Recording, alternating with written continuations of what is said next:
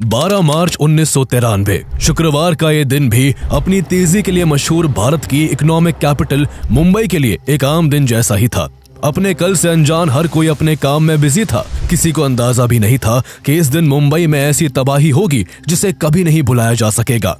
South Bombay की दलाल street, जहां Bombay stock exchange की 29 मंजिला इमारत है, वहां हर रोज की तरह सुबह से ही हलचल शुरू हो चुकी थी। बिल्डिंग के ट्रेडिंग रिंग में मौजूद करीब 4000 लोग अपनी किस्मत आजमाने में लगे होते हैं। सबकी निगाहें शेयरों के चढ़ते और गिरते भावों पर टिकी हुई थी। तभी दोपहर के ठीक 1:30 पर बीएसई के बेसमेंट में खड़ी एक गाड़ी में बहुत जोर का धमाका होता है। भले ही धमाका बेसमेंट में हुआ था, लेकिन इसकी इंटेंसिटी इतनी तेज थी कि पूरी इमारत हिल उठी। आसमान धुएं से भर गया और जैसे ही धुआं छटा, चारों तरफ लाशें, खून से लथपथ जख्मी लोग और टूटे हुए कांच और बिल्डिंग के टुकड़े इधर उधर बिखरे हुए दिखाई दिए। एक ही झटके में 84 लोग अपनी जान गंवा बैठे और 217 लोग बुरी तरह से घायल हो गए। लेकिन मौत की दर्दनाक कहानी यही खत्म नहीं होती, बल्कि ये तो अभी शुरुआत थी। मुंबई में इस दिन कुछ ऐसा होने वाला था जो इससे पहले कभी नहीं हुआ था। बॉम्बे स्टॉक एक्सचेंज की बिल्डिंग में हुए धमाके के ठीक 47 मिनट बाद आतंक का अगला निशाना मुंबई का बिजिएस्ट और हाईली पॉपुलेटेड कत्था बाजार बनता है। यहाँ खड़े एक स्कूटर में जोरदार धमाका होता है, जिसकी चपेट में आने से 5 लोगों की जान चली गई और कई लोग घायल हो गए। इसके बाद दोपहर के 2:30 बजे तीसरा धमाका शिवसेना भवन के करीब लकी पेट्रोल पंप पर होता है, जिसमें 4 लोग अपनी जिंदगी से हाथ धो बैठते हैं और दर्जनों लोग जख्मी हो जाते हैं। यूं तो निशाने पर शिवसेना भवन था, लेकिन इस धमाके से शिवसेना भवन बाल बाल बच गया था। इससे पहले कि कोई कुछ समझ पाता, महज 3 मिनट बाद एयर इंडिया बिल्डिंग के सामने खड़ी एक कार में जबरदस्त विस्फोट होता है, जो कि दिन का चौथा धमाका था। इस हमले में 20 लोगों की जान चली जाती है और करीब 85 लोग बुरी तरह से घायल हो जाते हैं। मुंबई के लोगों को छलनी करने का यह सिलसिला थमने का नाम नहीं ले रहा था। शहर पर एकदम से दहशत का पहाड़ टूट पड़ा था। लोग बुरी तरह से डरे हुए थे, प्रशासन चिंतित था और सबके मन में यही सवाल थे कि आखिर ये सब क्यों हो रहा है, कौन कर रहा है और धमाकों का ये सिलसिला कब थमेगा। जब तक कोई कुछ जान पाता, तब तक दोपहर के 2:45 पर माहिम की फिशरमैन कॉलोनी और वर्ली के सेंचुरी बाजार में एक साथ धमाका हो जाता है। इन दोनों धमाकों ने अब तक की तबाही को और भी भयानक बना दिया था। माहिम की सड़कें खून से लाल हो गई थी। लोग जान बचाने के लिए इधर से उधर भाग रहे थे। वर्ली के सेंचुरी बाजार में हुआ धमाका अब तक के सभी 6 धमाकों में सबसे बड़ा था। सेंचुरी बाजार में पासपोर्ट ऑफिस के पास से यात्रियों से खचाखच भरी बस गुजर रही थी। रास्ते में एक लावारिस जीप खड़ी थी। जैसे ही ये बस उस जीप के पास पहुंची, जीप में एक जोरदार धमाका हुआ। धमाके की चपेट में बस भी आ गई। धमाका होते ही बस गेंद की तरह हवा में उछल गई, सड़क पर गड्ढे हो गए और इसमें सवार सभी के सभी लोग ऑन द स्पॉट मारे गए। धमाका इतने जोर का था कि मारे गए लोगों के चेहरे भी पहचान में नहीं आ रहे थे। यहाँ हुए धमाके में 113 मासूम लोगों को अपनी जान गंवानी पड़ी और आसपास मौजूद करीब 227 लोग बुरी तरह से घायल हो गए। केवल 1 से 1.5 घंटे में हुए 6 धमाकों से मुंबई में हर तरफ हाहाकार मचा हुआ था। पुलिस और एम्बुलेंस के सायरन की आवाजें हर दिशा में गूंज रही थी। जहाँ जहाँ धमाके हुए थे, वहाँ लाशों, दर्द से करहाते लोग और टूटे हुए मलबों के अलावा कुछ भी नहीं था। जिस हिसाब से एक के बाद एक लगातार हमले हो रहे थे और जिस तादाद में लोग मर रहे थे, ये सब देख के मुंबई पुलिस काफी परेशान थी। पुलिस जब तक किसी धमाके वाली जगह तक पहुंचती, तब तक किसी दूसरी जगह धमाका हो जाता। एक ही टाइम पर अलग अलग जगहों पर हो रहे धमाकों की वजह से पुलिस को कुछ समझ नहीं आ रहा था कि आखिर इस सिचुएशन को कैसे कंट्रोल किया जाए। सबसे बड़ी समस्या ये थी कि ये धमाके कोई सामने से नहीं कर रहा था, जो पुलिस सीधे तौर पर उससे निपट पाती। एक ही घंटे में आतंक का माहौल पूरे बॉम्बे में पसर चुका था। ऐसा लग रहा था कि शहर की धड़कनों को जैसे किसी ने थाम लिया है। बॉम्बे अपनी रफ्तार खो चुका था और जो लोग घंटे भर पहले तक काम में डूबे हुए थे, वो अब अपनी जान बचाने में लगे हुए थे। धमाकों के इस सिलसिलों में 7वां बम विस्फोट दोपहर के 3:05 पर जावेरी बाजार में होता है। हीरे और जवाहरात से चमकने वाला ये बाजार अचानक काले धुएं और मलबे से ढक गया। जहां कुछ देर पहले लोग अपनी रोजमर्रा की खरीदारी कर रहे थे, वहां अब सिर्फ चीखे, टूटे कांच और बिखरी हुई दुकानें रह गई थी। इस धमाके में 17 निर्दोष लोगों ने अपनी जान गंवा दी, जबकि करीब 60 लोग गंभीर रूप से घायल हो गए। लोग अभी इस सदमे से उबर भी नहीं पाए थे कि ठीक 5 मिनट बाद एक और भयानक धमाके ने शहर को हिला कर रख दिया। इस बार धमाका बांद्रा के होटल सी रॉक में एक्सप्लोजिव से भरे एक सूटकेस के ब्लास्ट होने की वजह से हुआ था। इस धमाके से होटल की खिड़कियां और दरवाजे चकनाचूर हो गए। यहाँ किस्मत से किसी की जान तो नहीं गई, लेकिन होटल में मौजूद लोगों की आंखों में डर साफ झलक रहा था। कोई फर्श पर पड़ा था तो कोई एक कोने में सहमा हुआ खड़ा था। हर कोई सिर्फ इस इंतजार में था कि ये काला दिन कब खत्म होगा। मुंबई जो कभी रुकती नहीं थी, वो अब पूरी तरह थम चुकी थी। इन धमाकों ने सपनों के इस शहर को लहूलुहान करके रख दिया था। इसके कुछ मिनट बाद प्लाजा सिनेमा की पार्किंग में दिन का 9वां, जुहू के होटल सेंटोर में 10वां, शहर इंटरनेशनल एयरपोर्ट के बाहर 11वां और एयरपोर्ट के सेंटूर होटल के पास 12वां धमाका होता है। दोपहर 1:30 बजे शुरू हुआ धमाकों का सिलसिला आखिरकार दोपहर के 3:40 पर थम पाता है। 2 घंटे 10 मिनट के भीतर इन 12 धमाकों की वजह से कुल 257 लोग मारे जाते हैं, जबकि 713 लोग बुरी तरह से घायल होते हैं। अब धमाकों का सिलसिला तो थम गया था, लेकिन पुलिस को कई सवाल खाए जा रहे थे कि आखिर इन सीरियल ब्लास्ट का मास्टरमाइंड कौन था, धमाके किसने और क्यों करवाए थे, सैकड़ों मासूम लोगों की जान लेने के पीछे आखिर वजह क्या थी, और आखिर एक ही समय पर 12 धमाकों की इतनी बड़ी साजिश कब और कैसे रची गई। 1993 12 blasts took place in Mumbai. इन सीरियल धमाकों में 257 लोग मौत की नींद सो गए। Now, the fate of Bollywood star Sanjay Dutt, who is facing a 6-year jail term for possessing illegal arms. उसने दाऊद इब्राहिम के गिरोह, पाकिस्तानी खुफिया एजेंसी ISI से लेकर अपने परिवार तक का इस्तेमाल किया। कितनों के सुहाग छिन गए, कितने अनाथ हो गए, कितनों की कलाइयां सूनी हो गई।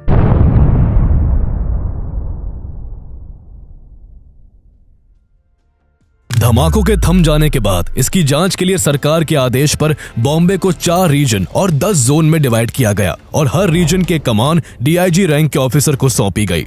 मुंबई पुलिस की तरफ से DCP राकेश मारिया, अरूप पटनायक और कमिश्नर AS सामरा सबसे अहम भूमिका में थे। शाम तक धमाकों वाली जगहों की पुलिस तफ्तीश करती रही। 1-2 जगह को छोड़कर धमाका करने के लिए स्कूटर या कार का इस्तेमाल किया गया था। इसलिए पुलिस ने लोगों से अपील की कि कोई भी लावारिस वाहन दिखने पर उसकी खबर फौरन मुंबई पुलिस तक पहुंचाई जाए। इसके बाद 14 मार्च को पुलिस को दादर इलाके से एक लावारिस स्कूटर की खबर मिलती है। जब एंटी बॉम्ब स्क्वाड की टीम स्कूटर की जांच करती है तो स्कूटर की डिक्की में से उन्हें 12 किलो RDX मिलता है। इसका इस्तेमाल 12 मार्च को ही धमाके के लिए किया जाना था, लेकिन किस्मत से इसमें किसी वजह से धमाका नहीं हो पाया था। हालांकि ये स्कूटर बिना नंबर प्लेट के था, इसलिए स्कूटर के मालिक का पता नहीं चल सका। कुछ घंटे बाद पुलिस को वर्ली इलाके में एक लावारिस मारुति वैन के होने की खबर मिलती है। इस गाड़ी की जांच की गई तो इसमें भारी मात्रा में हैंड ग्रेनेड और AK-56 राइफल मिलते हैं। पुलिस इस गाड़ी के रजिस्ट्रेशन नंबर की जांच करवाती है तो पता चलता है कि ये गाड़ी माहिम इलाके की अल हुसैनी बिल्डिंग में रहने वाली रुबीना मेमन के नाम पर रजिस्टर्ड है। इसके बाद पुलिस सीधे अल हुसैनी बिल्डिंग जा पहुंचती है, लेकिन वहां रुबीना मेमन के घर पर ताला लगा हुआ था। ये घर रुबीना मेमन के brother in law Ibrahim Mushtaq Abdul Razak Memon का था, जो टाइगर मेमन के नाम से एक मशहूर स्मगलर था और पूरे परिवार के साथ इसी बिल्डिंग में रहा करता था।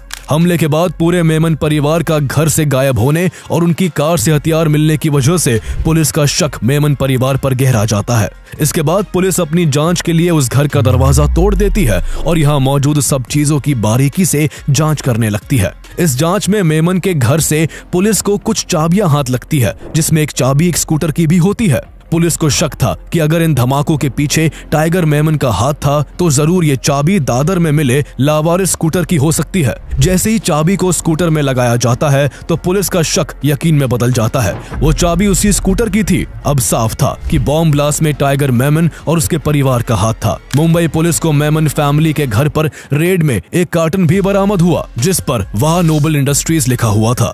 ये एक पाकिस्तानी फर्म थी जो एक्सप्लोजिव्स बनाती थी। पुलिस ने जब कड़ियों को जोड़ा तो साफ हो गया कि इस पूरी साजिश में पाकिस्तान का भी इन्वॉल्वमेंट था और धमाकों के लिए एक्सप्लोजिव्स पाकिस्तान से ही आया था। अब मुंबई पुलिस को धीरे धीरे पता चल रहा था कि इतने बड़े हमलों की साजिश को कितने बड़े लेवल पर प्लान किया गया था। लेकिन आगे अभी पुलिस को इस बॉम्ब ब्लास्ट से जुड़े ऐसे राज पता चलने वाले थे जो सबको हिला कर रख देने वाले थे। पुलिस आगे की जांच के लिए टाइगर मेमन और उसके परिवार से जुड़े लोगों की तलाश में जुट जाती है। इस क्रम में 14 मार्च को पुलिस के हाथ टाइगर मेमन का मैनेजर असगर मुकद्दम लगता है, जो इस बॉम्ब ब्लास्ट की प्लानिंग के बारे में काफी कुछ जानता था। यहाँ तक कि प्लाजा थिएटर में जो बॉम्ब ब्लास्ट हुआ था वो उसने खुद अपने एक साथी शहनवाज कुरैशी के साथ प्लान किया था। जब पुलिस ने उससे बहुत सख्ती से पूछताछ की तो वो पूरी साजिश का खुलासा कर देता है। उसने टाइगर मेमन से लेकर जावेद चिकना तक सबके नाम खोल कर रख दिए।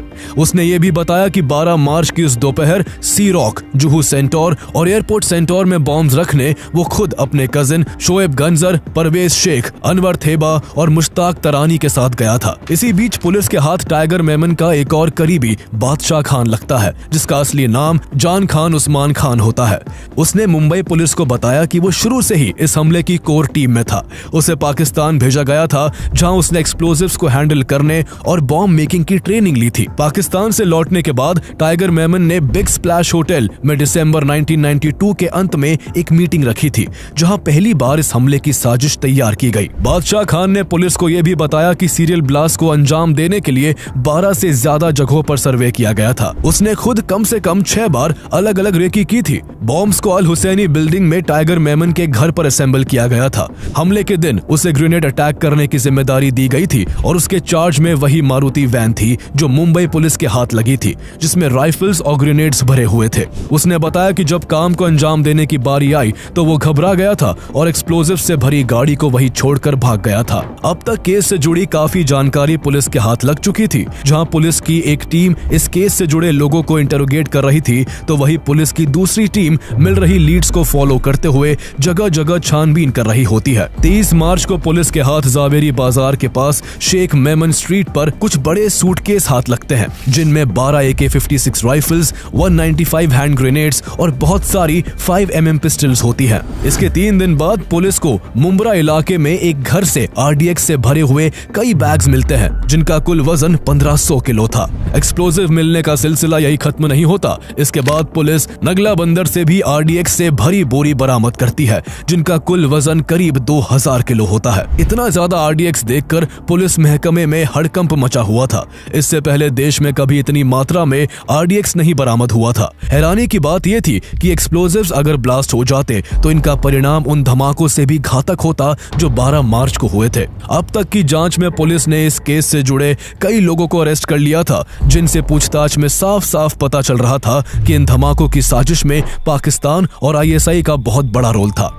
ये सब RDX पाकिस्तान से ही आए थे, लेकिन पुलिस के सामने सवाल ये था कि पाकिस्तान से मुंबई में आखिर इतनी बड़ी मात्रा में RDX कैसे पहुंचा। पुलिस इसी सवाल के जवाब को जानने के लिए कस्टम के कई ऑफिसर्स को इंटेरोगेट करने लगती है। इसी दौरान पुलिस इब्राहिम अलियास बाबा मूसा चौहान को भी अरेस्ट करती है। बाबा चौहान ने हथियारों को डिस्ट्रीब्यूट करने का काम किया था। जब उससे पूछताछ हुई तो उसने बताया कि इस साजिश में न केवल टाइगर मेमन और पाकिस्तान की ISI का इन्वॉल्वमेंट है, बल्कि गैंगस्टर दाऊद इब्राहिम, उसका भाई अनीस इब्राहिम और उसका करीबी अबू सलेम भी इस सीरियल ब्लास्ट के मुख्य जिम्मेदारों में से हैं। वो 2 फिल्म प्रोड्यूसर्स समीर हिंगोरा और हनीफ कड़ावाला का भी नाम पुलिस को बताता है। जब पुलिस समीर और हनीफ से पूछताछ करती है तो वो पुलिस को ताना देते हुए कहते हैं कि आप बड़े लोगों को नहीं पकड़ते क्या। पुलिस जब उनसे पूछती है कि वो किसकी बात कर रहे हैं तो वो एक नाम लेते हैं, संजू बाबा। पुलिस समझ गई थी कि बात किसकी हो रही है, लेकिन फिर भी पुलिस कंफर्म करने के लिए पूछती है, कौन संजू। वो दोनों फिर साफ साफ शब्दों में बॉलीवुड एक्टर संजय दत्त का नाम बता देते हैं। जब ये खबर बाहर आती है तो सब लोग हैरान रह जाते हैं। उस समय संजय दत्त मॉरिशस में एक फिल्म की शूटिंग कर रहे थे और इस जांच की खबर उन तक भी पहुंच गई थी। उन्होंने और उनके पिता सुनील दत्त ने पुलिस को भरोसा दिलाया कि वो हर तरह से पुलिस के साथ कोऑपरेट करेंगे। जैसे ही 19 अप्रैल को वो इंडिया वापस लौटे, उन्हें मुंबई एयरपोर्ट से पुलिस ने हिरासत में ले लिया। डीसीपी राकेश मारिया ने खुद संजय दत्त से पूछताछ की। संजय दत्त ने शुरू में केवल यही कहा कि उन्होंने कुछ भी नहीं किया है। राकेश मारिया उनके जवाब से गुस्से से भर उठे। राकेश मारिया को इस केस की जांच करते हुए 1 महीने से भी ज्यादा हो चुका था और अब उनके सब्र का बांध टूट चुका था। उन्होंने गुस्से में एक बहुत तेज चाटा संजय दत्त के गाल पर चढ़ दिया। संजय दत्त जो पहले से ही काफी डरे हुए थे, वो अब रोने लगे। इसके बाद उन्होंने राकेश मारिया को सब बता दिया। फिल्म प्रोड्यूसर्स समीर हिंगोरा और हनीफ कड़ावाला ने उनके बारे में जो जानकारी दी थी, उन्होंने वो सब कबूल कर लिया। संजय दत्त को हमले से कई दिन पहले अनीस इब्राहिम के कहने पर बहुत सारी राइफल्स, ग्रेनेड्स और पिस्टल्स भेजी गई थी, लेकिन बहुत सारे वेपन्स देखकर वो घबरा गए थे, इसलिए उन्होंने केवल कुछ ही वेपन्स अपने पास रखे और बाकी सब लौटा दिए थे। संजय दत्त से जब पूछा गया कि वो हथियार अब कहाँ है, तो उन्होंने बताया कि उन्होंने घबराकर बाद में उन वेपन्स को अपने कुछ करीबी दोस्तों से कहकर डिस्ट्रॉय करवा दिया था। इस तरह मुंबई पुलिस की इस जांच में सारे रहस्यों से पर्दा हट चुका था। इस अटैक के मास्टरमाइंड के रूप में उनके सामने टाइगर मेमन, दाऊद इब्राहिम और पाकिस्तान की इंटेलिजेंस एजेंसी ISI का नाम था। जहां पुलिस की जांच चल रही थी, उसी दौरान मुंबई में पॉलिटिकल ड्रामा भी चल रहा था। दरअसल 12 मार्च 1993 को मुंबई में जिन 12 जगहों पर बम धमाके हुए थे, वो सब हिंदू मेजॉरिटी एरियाज थे। ऐसे में उस समय के महाराष्ट्र के चीफ मिनिस्टर शरद पवार को डर था कि कहीं इस वजह से कम्युनल दंगे ना हो जाए, इसलिए उन्होंने ये घोषणा की कि ब्लास्ट 12 नहीं बल्कि 13 जगहों पर हुए हैं। उन्होंने इस 13वें ब्लास्ट में एक मुस्लिम डोमिनेटेड इलाके का नाम जोड़ दिया। इसके अलावा उन्होंने इन धमाकों के लिए LTTE को जिम्मेदार ठहराने की कोशिश की, लेकिन पुलिस की जांच ने सारे खुलासे कर दिए थे। पुलिस को जांच में यह भी पता चला कि क्यों 12 के 12 धमाके हिंदुओं के इलाके में ही हुए थे और कैसे टाइगर मेमन, दाऊद इब्राहिम और ISI in serial bomb blast के लिए एक हुए और कैसे इसकी पूरी प्लानिंग की गई। दरअसल 6 दिसंबर 1992 को जब अयोध्या में कार सेवकों ने बाबरी मस्जिद का विवादित ढांचा गिरा दिया, तो इससे मुस्लिम कम्युनिटी को काफी बुरा लगा। काफी मुस्लिम लोग गुस्से से भर गए और इसके बाद देश में हिंदू मुस्लिम दंगे होने लगे। दंगे की आग ने बॉम्बे को भी अपनी चपेट में ले लिया था और दिसंबर 1992 से जनवरी 1993 के दौरान शहर की गलियां खून से रंग गई। लोगों के मकान जला दिए गए और दुकानें लूट ली गई। हिंदू और मुस्लिम कम्युनिटीज के बीच गहरी दरार पड़ चुकी थी और इन दंगों में दोनों तरफ से सैकड़ों लोग मारे गए। एक दंगे के दौरान दंगाइयों ने टाइगर मेमन की तिजारत इंटरनेशनल कंपनी का ऑफिस भी आग के हवाले कर दिया। बाबरी मस्जिद के विवादित ढांचे के गिरने से टाइगर मेमन का खून वैसे ही खौला हुआ था। अपने ऑफिस को आग में जलता देख उसका गुस्सा और भी बढ़ गया। उसने तभी ठान लिया कि वो इसका बदला पूरी मुंबई को आग और धमाकों के हवाले करके लेगा। उसने इसको लेकर गैंगस्टर दाऊद इब्राहिम से कांटेक्ट किया, जो तब तक भारत छोड़कर दुबई शिफ्ट हो चुका था और एक पावरफुल अंडरवर्ल्ड फिगर बन चुका था। दाऊद भी बाबरी मस्जिद के गिराए जाने और उसके बाद हुए दंगों में मारे गए मुसलमानों का बदला लेना चाहता था। पाकिस्तान की इंटेलिजेंस एजेंसी ISI भारत की पूरी सिचुएशन को एक मौके की तरह देख रही थी। उस समय ISI का चीफ जावेद नासिर था, जो तबलीगी जमात नाम की इस्लामिक मिशनरी आउटफिट से भी जुड़ा हुआ था। उसे इंडिया को नुकसान पहुंचाने का ये सबसे अच्छा मौका लगा। इसके बाद मुलाकातों के दौर शुरू हुए। टाइगर मेमन दुबई में तौफीक जलियांवाला, दाऊद के भाई अनीस इब्राहिम, मुस्तफा दोसा, ISI से जुड़े लोगों और कुछ अरब रईसों से मिला। यहाँ सबने मिलकर मुंबई को दहलाने की प्लानिंग बनाई। चूंकि मुंबई की स्मगलिंग रैकेट पर टाइगर मेमन की मजबूत पकड़ थी, इसलिए पाकिस्तान से हथियारों को मुंबई तक पहुंचाने का जिम्मा उसी को दिया गया, जबकि फंड्स और वेपन्स के अरेंजमेंट की जिम्मेदारी कराची बेस्ड ड्रग ट्रैफिकर तौफीक जलियांवाला को सौंपी गई। इसके बाद धमाके कहां करने हैं ये प्लान बनने लगा। दाऊद इब्राहिम और ISI भारत में एक ऐसा हमला करना चाहते थे जिसकी गूंज दुनिया भर में सुनाई दे, इसलिए एक ही दिन एक ही समय पर मुंबई में धमाके करने का प्लान बना, ताकि ज्यादा से ज्यादा लोग मारे जा सके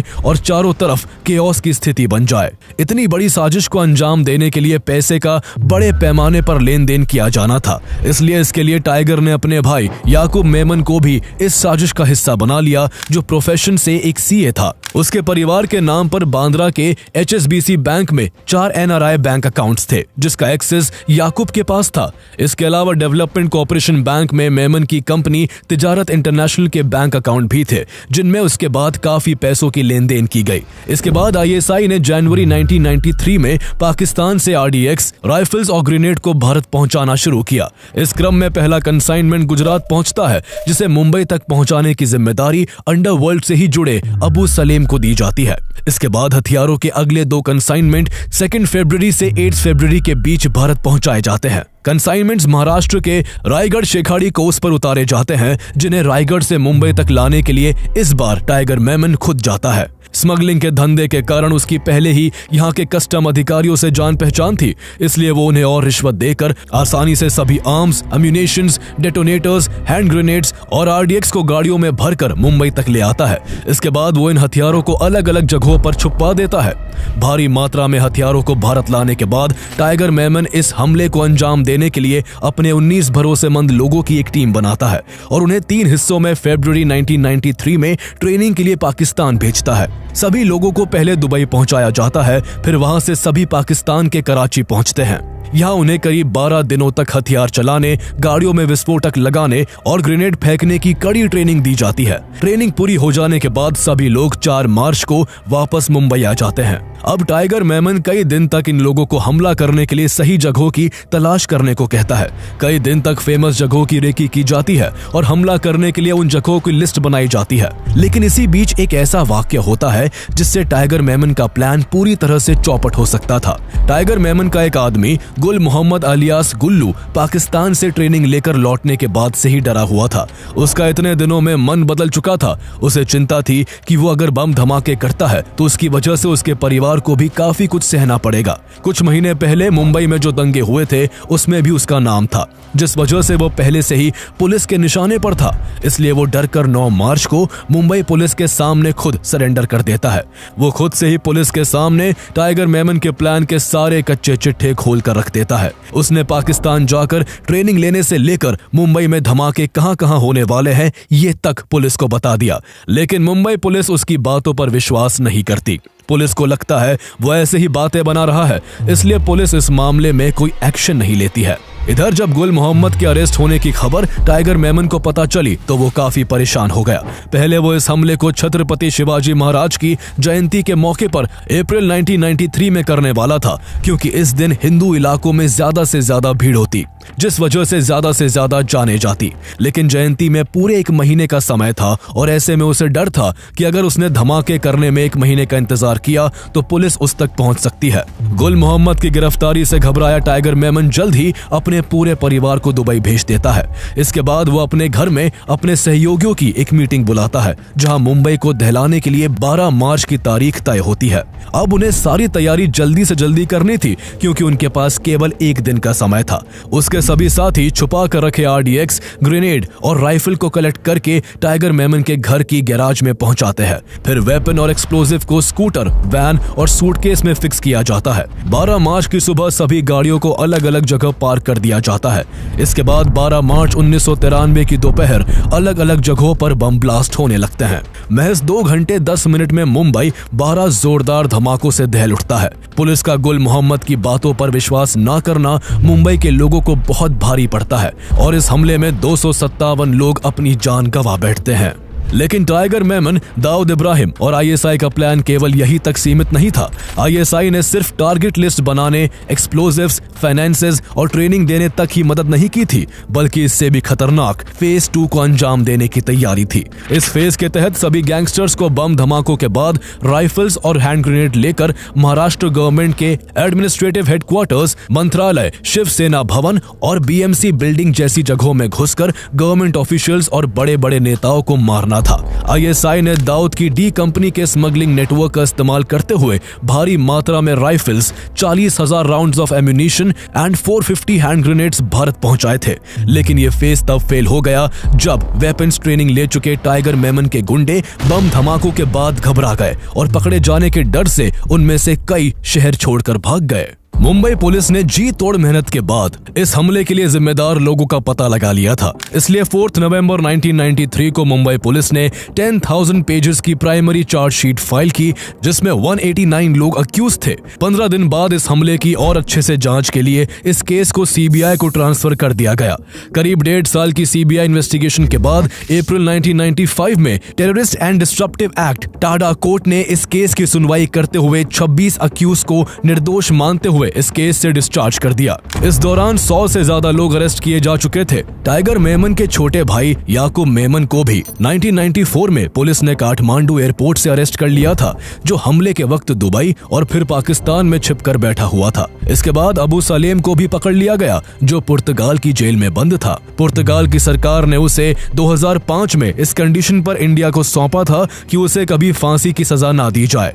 इस तरह इस अटैक के जिम्मेदार कई लोग तो पकड़ लिए गए थे, लेकिन इस हमले के सबसे बड़े दोषी टाइगर मेमन और दाऊद इब्राहिम बहुत कोशिशों के बाद भी पुलिस के हाथ नहीं लग सके। जहां टाइगर मेमन ने खुद को विदेश के किसी कोने में छिपा लिया, तो वहीं दाऊद इब्राहिम अपने साथियों के साथ मुंबई अटैक के तुरंत बाद दुबई से पाकिस्तान भाग आया और पाकिस्तान ने उसे भारत से बचाने में भरपूर मदद की।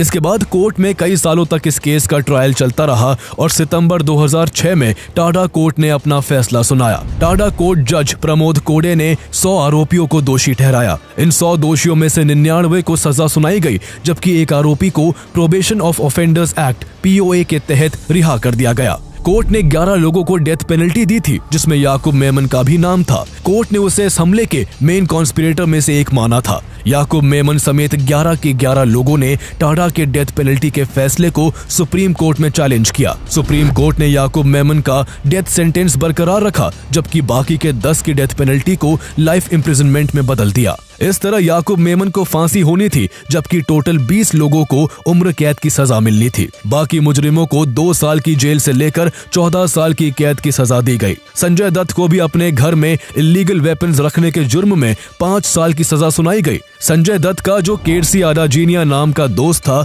जिसने उनके वेपन्स को उनके कहने पर डिस्ट्रॉय किया था, उन्हें भी 2 साल की सजा सुनाई गई।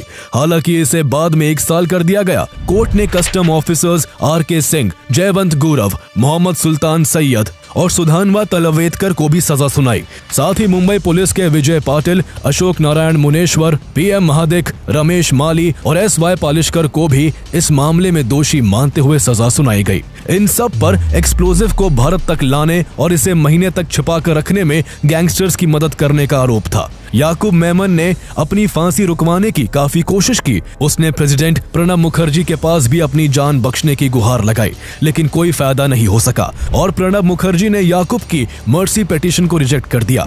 भारतीय लोग इस फैसले से काफी खुश थे, लेकिन देश में कुछ लोग ऐसे भी थे जो याकूब को फांसी पर लटकते हुए नहीं देखना चाहते थे। इनमें से एक नाम बॉलीवुड एक्टर सलमान खान का नाम भी था, जिन्होंने ट्विटर पर याकूब की फांसी को गलत करार दिया। इसके बाद अलग अलग फील्ड के 40 पॉपुलर लोगों ने प्रेसिडेंट के पास कॉमन लेटर लिखकर याकूब की फांसी को रोकने की अपील की, लेकिन इस बार भी प्रणब मुखर्जी ने इस पर गौर नहीं किया, जिसके बाद याकूब मेमन को 30 जुलाई 2015 को सुबह 6:35 पर नागपुर सेंट्रल जेल में फांसी दे दी गई। संयोग से याकूब मेमन का उस दिन जन्मदिन भी था। उसका जन्मदिन ही उसकी जिंदगी का आखिरी दिन बन गया। इस तरह याकूब मेमन को जरूर फांसी दी गई, लेकिन इस हमले के मास्टरमाइंड टाइगर मेमन और दाऊद इब्राहिम समेत 27 लोग अब भी पुलिस की पकड़ से बाहर खुली हवा में सांस ले रहे हैं।